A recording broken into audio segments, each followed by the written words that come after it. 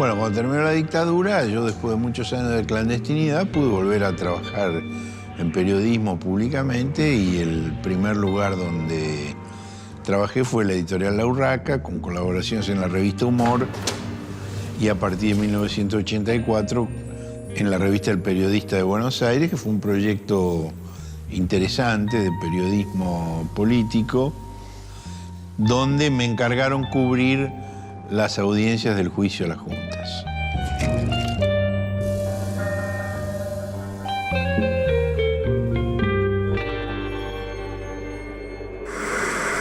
Denuncias relacionadas con la comisión de hechos presuntamente delictivos, llevadas a cabo por las fuerzas militares. En el día de ayer, el general Videla y el general Camps se hicieron presentes en el regimiento 7, Coronel Conde, y allí prestaron declaración. Seguimos en el ámbito de la justicia. Hoy en La Plata debían declarar el brigadier Agosti, el general Arguindegui y el general Suárez Mason. Estuvimos en la capital de la provincia de Buenos Aires. Esta propaganda pública no veo que tenga otro objeto que el de desprestigiar. Se apresta a retirar, después de declarar por más de 3 horas, el ex intendente municipal Osvaldo Cacciatore. Eran momentos de mucha tensión, porque acababa de terminar la dictadura, porque Alfonsín había ganado la elección prometiendo que iba a haber justicia, y había mucha reacción en contra por parte de los sectores tradicionales de poder, por parte de los propios militares, que les parecía una atrocidad, una enormidad que se lo juzgara porque ellos habían salvado a la patria, de acuerdo a su concepto reiterado una y otra vez. Uno de los primeros mensajes que enviaré al Congreso de la Nación será una modificación del Código Penal, estableciendo la misma pena para el homicida que el torturador.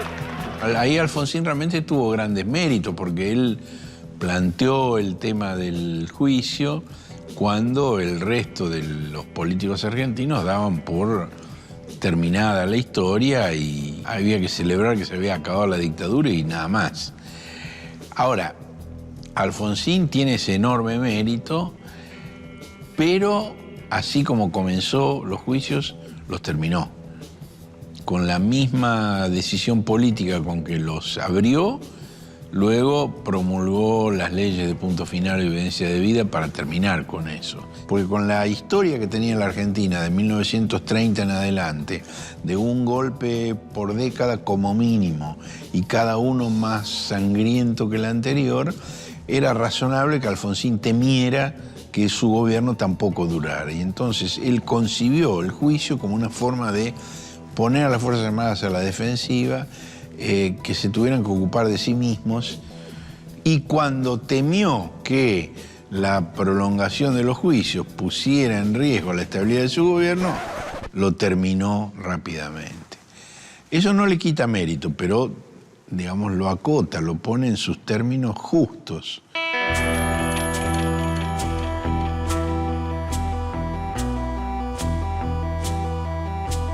El Periodista fue prácticamente la única publicación que cubrió sistemáticamente el juicio.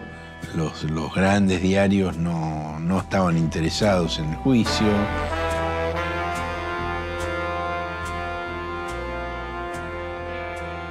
Era muy impresionante porque, digamos, fueron como 6 meses todos los días, 12 horas por día, escuchando atrocidades, cosas tremendas.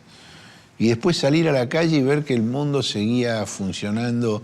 Realmente quienes participábamos en todo eso, teníamos la sensación de vivir en otra realidad. Incluso lo bautizamos al juicio, le llamábamos el planeta.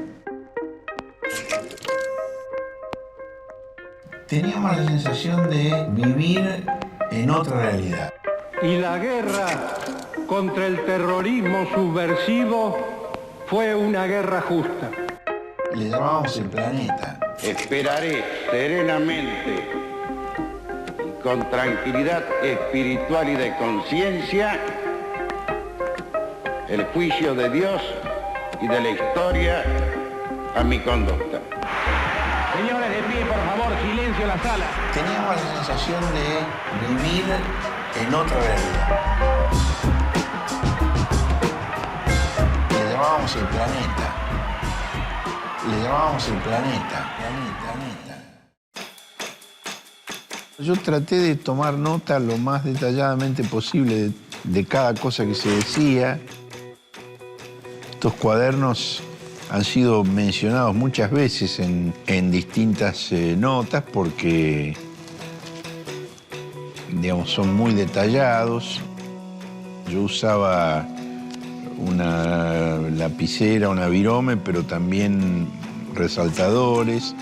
Pegaba algunas cosas que eran pertinentes, resaltaba con colores distintas cosas que después me servían en el momento de escribir las notas, ¿no?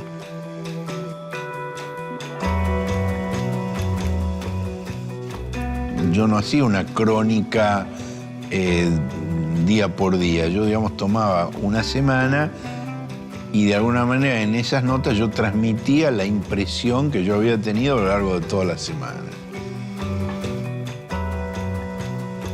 En una de las audiencias del juicio, presidida por Jorge Valer Garaos, una de las víctimas dijo que cuando lo llevaron al campo de concentración le asignaron un número y una letra y le dijeron: ahora no te llamas más fulano de tal, desde hoy en adelante sos B27. Y el presidente del tribunal, muy serio, le preguntó: ¿con B larga o con B corta? Eran cosas que indignaban. Bueno, yo escribí una nota en la revista El Periodista que se llamó Valerga con B corta. Porque era indignante. Digamos que frente a la conmoción de esa historia tremenda, lo único que a este botarate se le ocurrió era preguntar si era con B larga o con B corta.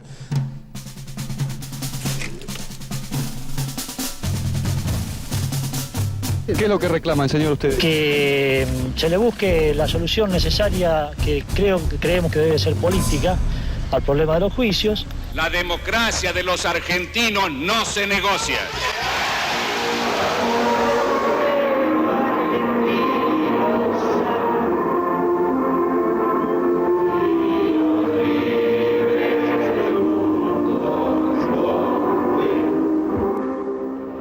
Alzamiento no consiguió tirar al gobierno de Alfonsín.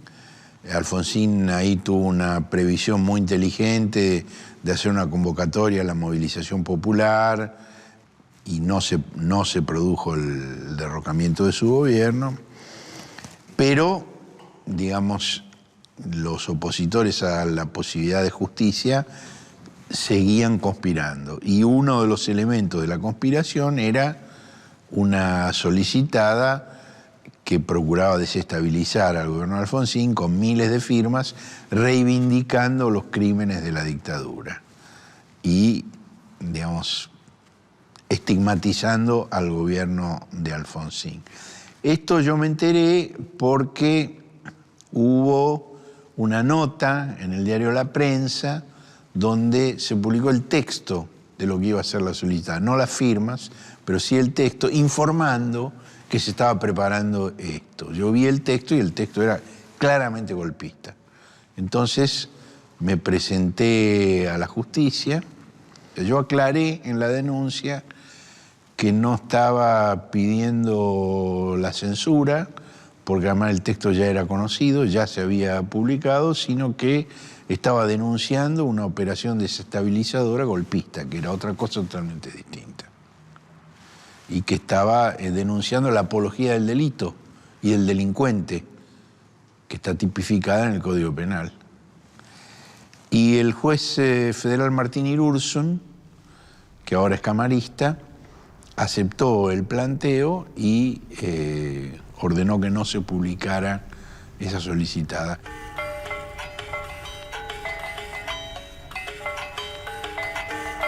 En ese momento conseguimos, digamos, frenar esa ofensiva golpista. Son formas de incidir siempre en defensa de los derechos humanos. Yo tuve ahí un debate sobre el tema en el programa de estos periodistas en Neustadt y Grondona, donde tuve que debatir con ellos dos más una una señora muy agresiva y con un plastificado capilar admirable que se llamaba María Julia Alzogaray, entonces joven y poco conocida. Ese fue uno de mis primeros debates en televisión. Yo no sé si conservo ese tape, pero era muy bueno porque era 3 contra 1 y creo que no me ganaron. María Julia, yo creo que el ciudadano Berbisky tiene todo el derecho del mundo a presentarse a la justicia. El ciudadano Berbisky indudablemente tiene todo el derecho del mundo a presentarse a la justicia, pero yo creo que la justicia cuando actúa tiene que tener presente siempre cuál es el bien que está tutelando. Y hay ciertos bienes que son superiores o que tienen preeminencia, digamos. Para mí, uno de los bienes superiores es justamente la libertad, y una de las formas de la libertad es la libertad de prensa. En el momento en que el juez toma la decisión, tiene que poner en los dos platillos de la balanza, por un lado, qué es lo que está tratando de preservar, que es la supuesta apología del delito, y por el otro lado, la eventual violación del respeto a la libertad de prensa. Es un delito tipificado en el artículo 213 del Código Penal. No es un problema de libertad de expresión. Impedir que se publique algo está expresamente... No, impedir que se publique algo no. La apología de un condenado por delito, eso dice textualmente el artículo 213 del Código. Yo entiendo perfectamente la vigencia de la Constitución Nacional, de la cual creo que me alegro no menos que ustedes tres. Por lo menos no menos que ustedes tres. Pero entiendo también que rigen en la Argentina el Código Penal. Yo digo, todo lo que usted dijo recién, que es defendible, sobre que uno no puede quedarse pasivamente. Yo no dije al principio de este programa, los moderados, los que no queremos la polarización, los que no queremos otro clima como los que vivimos, tenemos que ser activos, no podemos ser pasivos y ver, muy bien. Claro, pero usted hace 15 días en este programa dijo que nunca más era un hostigamiento a las Fuerzas Armadas. Usted no puede presentarse como moderado. Usted no es un moderado. ¿Y usted es un moderado? Yo no me presento como moderado. ¿No se presenta? Yo no me presento. Pues yo quiero ser moderado, ¿ves? Bueno, hace bien. Ahora va a tener que esforzarse. Porque usted hace 15 días aquí presentó el nunca más como un hostigamiento. Y eso no es una apología del delito, no motiva una declaración ante el juez, pero es echar leña al fuego. Es lo que usted le decía a alguien aquí en este programa que no hiciera, pero usted también lo hace. ¿Lo dejamos ahí?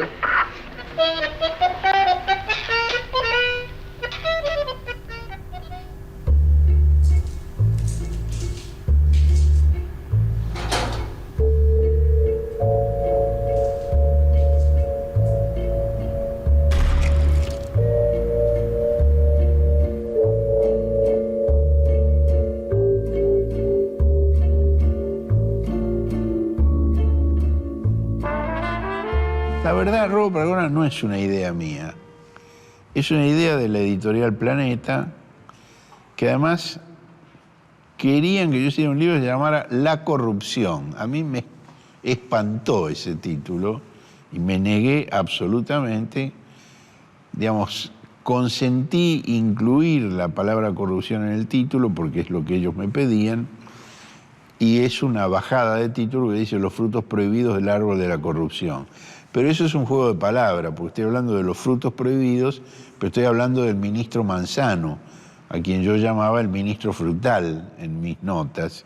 Y el título del libro es una frase que él dijo cuando en el Congreso le cuestionaban determinadas políticas que implicaban abandono de posiciones a cambio de prebendas y beneficios monetarios. Él dijo: que les quede claro, yo robo para la corona.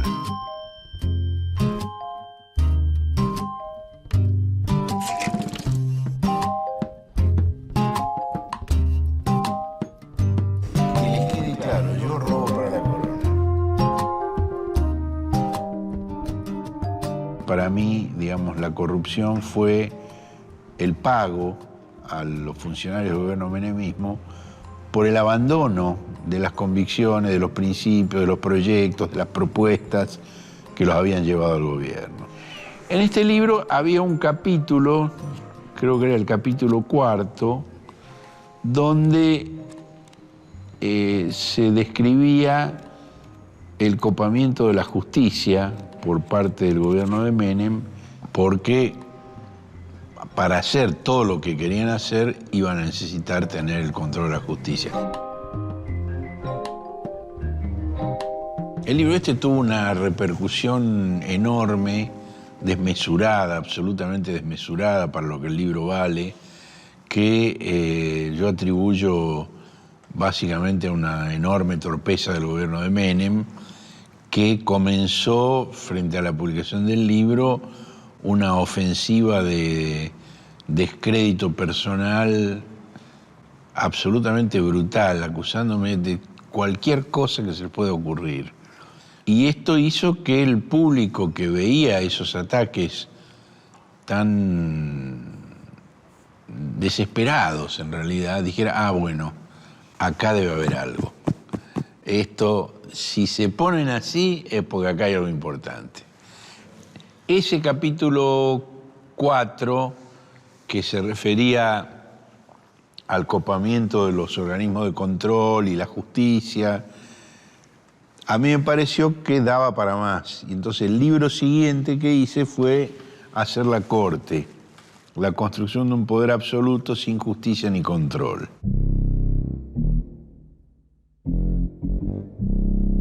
Esa mayoría automática se armó de una manera impresionante porque se amplió de 5 a 9, se obtuvo la renuncia de 2, se enviaron los pliegos de los nuevos jueces al Senado un jueves y se aprobaron el viernes, al día siguiente, en una sesión secreta a la cual no asistieron los partidos de la oposición, que duró 7 minutos. Eso es la construcción de un poder absoluto sin justicia ni control. Una sesión secreta que duró 7 minutos. Secreta que duró 7 minutos. Así se manejan algunos medios, especialmente algunos periodistas. El señor Verbitsky, que con la pluma también hacen terrorismo, ¿no? Horacio Verbitsky tiene, no sé, el privilegio quizá de haber sido querellado por el presidente. Porque el presidente no entiende el rol de la prensa. Bueno, nos retiraron la publicidad oficial del diario. Menem me acusó públicamente de ser un terrorista de la pluma y hubo una operación para armarme causas judiciales que me forzaran a ir preso o a tener que irme del país. Y entonces Menem ordenó que todos los ministros de gabinete tenían que querellarme por el libro. Y me querellaron absolutamente todos, y funcionarios de niveles inferiores. Fue toda una escalada de... Bueno, yo fui absuelto en absolutamente todos, y en algunos casos los jueces ordenaron investigar a los funcionarios a los cuales yo había mencionado. Ahora, por supuesto, fueron años de gimnasia legal tremendo, ¿no? Y pérdida de tiempo, de contestar cada demanda judicial y aportar las pruebas y todo lo demás, era muy pesado.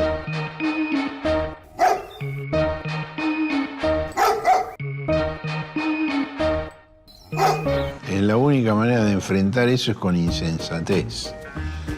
Y bueno, tratando de que no te puedan joder, de que no te puedan agarrar. No soy un periodista pasteurizado. Es decir, yo no digo yo soy neutral, objetivo. Ahora, esto no implica que yo no tenga mis opiniones y mis preferencias políticas. Las tengo y no las oculto, las pongo sobre la mesa abiertamente. He venido al mundo para molestar es de Miguel Rep, de mi querido amigo Miguel Rep. Y a mí me parece que es una buena descripción del rol del periodista, ¿no? Y creo que he molestado bastante y espero seguir molestando bastante más en el tiempo que me quede. He venido al mundo para molestar y creo que he molestado bastante.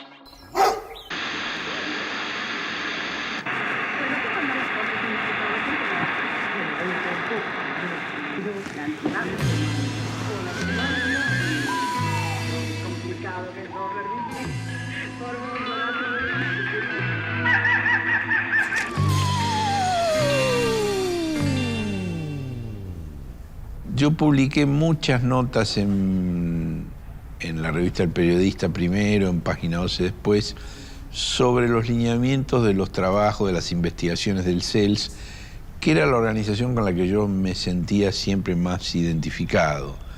Tenía un gran respeto por la persona de Emilio Mignone y de su compañero Augusto Conte. Laura Conte me plantea si yo no quería asumir la presidencia. Bueno, después de mucho pensarlo, tuve una nueva reunión con ellos y dije, miren, yo estoy dispuesto a hacerlo, pero quiero aclarar una cosa. Si yo me meto, yo lo voy a conducir, no voy a ser un jetón, un prestanombres. No, sí, eso es lo que queremos.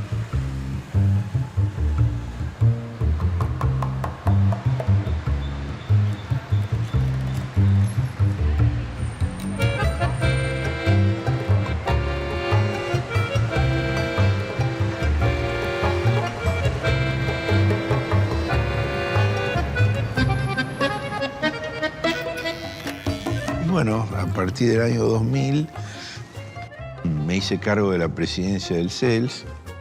Comencé un trabajo de reorganización, de reformulación del CELS, dentro de los lineamientos que Mignone había dejado, porque Mignone escribió mucho sobre cómo tenía que ser el CELS en el futuro.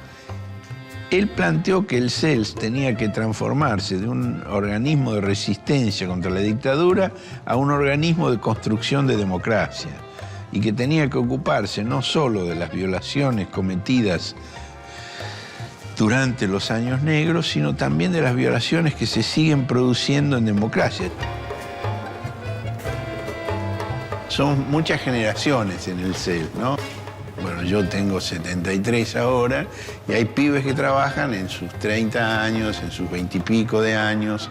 Somos varias generaciones y eso es muy lindo, digamos, porque interactuamos mucho.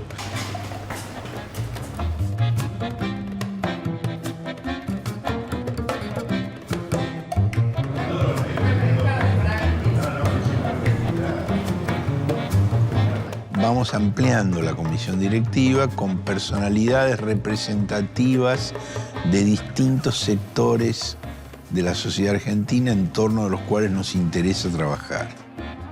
Y así, digamos, vamos armando esa comisión directiva. Y bueno, ahora nos vamos a laburar y ustedes se las toman. Bueno, dentro de la política, digamos, de transformación de las Fuerzas Armadas para que se incorporen a la democracia y dejen de ser un condicionante y una amenaza, nosotros planteamos a varios sucesivos gobiernos la posibilidad de quitar de la galería de honor del Colegio Militar de la Nación, donde se forman las nuevas generaciones, los cuadros de dos de los exdirectores que estaban en esa galería. Uno era Videla y otro era Mignone. Antes de ser dictadores, los dos fueron directores del Colegio Militar. Le llevamos la propuesta a los gobiernos de la Rúa y al gobierno interino del senador Duhalde. Y los dos se reían, se burlaban, directamente se burlaban. Fue una situación casi violenta porque eran risas nerviosas, por cierto, les parecía una enormidad lo que estábamos planteando. Cuando llega Kirchner al gobierno, nosotros invitamos a una reunión al CELS al ministro de Defensa, José Pampuro, y al secretario de Defensa, Julián Domínguez. Y les hicimos el mismo planteo. Pampuro tramitó la audiencia con Kirchner y yo lo fui a ver a Kirchner en enero del 2004. Bueno, preparado para argumentar, como había sido con los ministros anteriores, pero le empecé a explicar la cosa, terminé de explicarlo, no sé, me habrá insumido 5 minutos, y Kirchner me dice, lo hacemos este 24 de marzo. Así, inmediatamente. Me dice, venís vos, viene Eve, viene Estela, vienen los organismos de derechos humanos, y vamos ahí y bajamos los cuadros. Y digo, mira, me parece, no sé si ese es el formato más adecuado. Yo pienso que esto debería ser una ceremonia estrictamente institucional, castrense, donde el comandante en jefe da la orden y se procede a bajar los cuadros, o si no, si vos querés una cosa más amplia, política, no debería limitarse a los organismos defensores de derechos humanos, debería abarcar sectores más amplios de la sociedad, algo que fuera más representativo del conjunto de la sociedad argentina. Bueno, me dice Kirchner. Silencio después, pasan los días, pasan las semanas, ninguna novedad. El 23 de marzo suena mi teléfono, yo lo atiendo, me dice, era Kirchner. Me dice, bueno, mañana vamos a bajar los cuadros, ¿venís? Yo me quedé cortado, ¿no? Y le digo, bueno, pero yo te había dicho que me parecía que debería ser una ceremonia. Me dice, si vos no te animás, voy yo solo. Y fue él solo.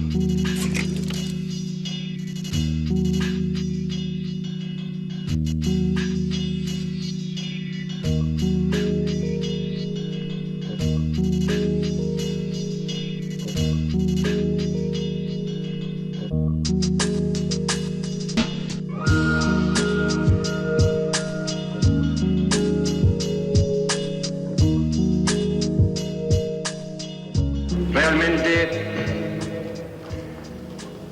hubiera querido nunca tener que estar ante esta instancia. Hizo una de las cosas que yo le había sugerido, una ceremonia institucional castrense. Nunca más tiene que volver a subvertirse el orden institucional en la Argentina.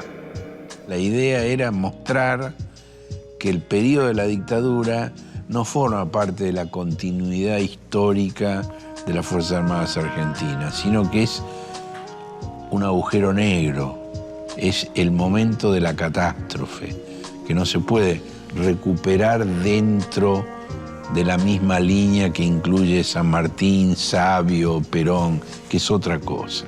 Nunca más. Nunca más. Él fue a lo esencial, había que bajar los cuadros. Es notable, ¿no? Porque ahí vos ves la diferencia entre el intelectual y el político.